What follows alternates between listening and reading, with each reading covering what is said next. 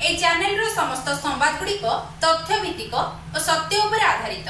तेणु ए चैनल को आपण देखंतु, लाइक शेयर सब्सक्राइब करंतु। उत्तर बालेश्वर अंचल बन्यार भय। सुवर्णरेखा नदी रे जलस्तर क्रमश बढ़ुची। नदी रे गोलिया पानी आसिबा आरंभ होई गलानी। चलित वर्ष बहु स्थान रे बाली माफिया माने नदी बाली उत्तोलन करी नदी बंध को बाली बोझे भारी गाड़ी उठाइबा द्वारा नदीकूल रास्ता और नदीबंध दुर्बल होगा फल नदीकूलिया ग्रामगुड़ी को गंभीर संकट भीतर को ठेली देइछंती। मुकुला नदीबंध को देखि बन्या समय अधिक विपदर आशंका रहितिबारु ग्रामवासी माने एबेठु शंकारे रहिलेनी। उत्तर ओडिशार खरस्रोता सुवर्णरेखा नदीर तट सुरक्षा क्षेत्र में सरकार को उदासीनता उपकूलवासी को अधिक चिंतार पकाई। प्रतिवर्ष बन्या परे वर्षा ऋतु आसिबा पूर्वरु नदीबंध मरामती एवं भांगी जाइथिबा स्पर गुड़िकर पुनः निर्माण और मरामती कार्य करा जाय थाए। मात्र चलित वर्ष बन्या पानी नदी को आसिबा आरंभ होई जाइथिले मध्य बहु जगार नदीबंध मुकुला होई पड़ी रही। बालेश्वर जिलार जलेश्वर, बालियापाड़ और भोगराई ब्लॉक विभिन्न स्थान में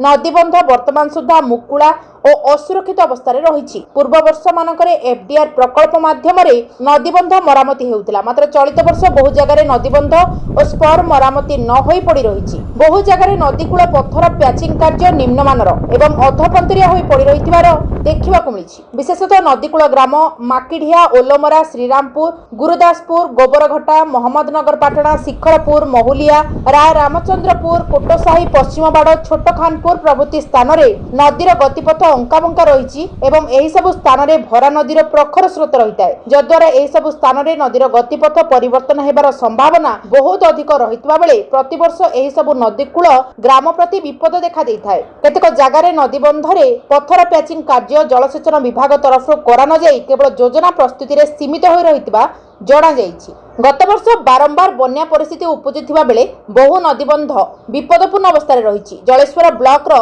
सान राभतपड़ा, कोटसाही, मोहम्मदनगर पाटणा निकट में नदीर गतिपथ परिवर्तन घटुथिबार देखिबाकु मिलुछि। फल नदी पार्श्वर स्थल भाग में फाट सृष्टि होगा सहित स्थल भाग नदीगर्भ को चली जाउथिबार देखिबाकु मिलुछि। गत 2 वर्ष धरी नदी रे बारंबार बन्या आसी व्यापक क्षयक्षति करथिला। तेणु एबे नदी पानी बढ़िबा सहित उपकूलवासी चिंता बढ़ाई देछि।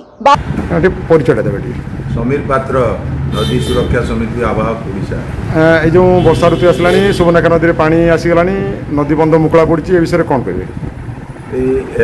ओडिशा सरकार सुवर्णरेखार रिंग रोड कर उभय पक्षर रिंग रोड कर से रिंग रोड धीरे धीरे नष्ट होबार लगी।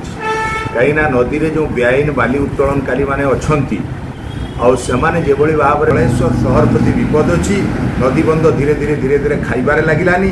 जलेश्वर जनसाधारण से आतंकित अच्छा। सरकार एप्रति दृष्टि देवा दरकार। जिलापाल दृष्टि देले जाकि नदीबंधर सुरक्षा हो पार और सुवर्णरेखा बन्यारे जलेश्वरवासी सुरक्षा पाइपर। जो सुवर्णरेखा नदीबंध मुकुला पड़ी और नदी में बन्या पानी आसवा आरंभ होगा, ए विषय कौन कहे? आप लखननाथ ठारू राजपुर पर्यंत जेभली भाव में बेआईन बाली उठी, नदीबंध दुर्बल, रिंग रोड से पिच जो पड़ा पिचु रास्ता तार भी निम्नमान रही से सब उठीगला। बिरिशपुर गोटे अनंतकर चारिआडे बाली उठिकी जो बाली उठा कथा कादाले से न उठी बेआईन बाली उठिकी कोटी कोटी टंका सरकार राजस्व भी हरई। बालेश्वर जिला जलेश्वर आम प्रतिनिधि सुशांत कुमार प्रधान का रिपोर्ट, सत्य संधान।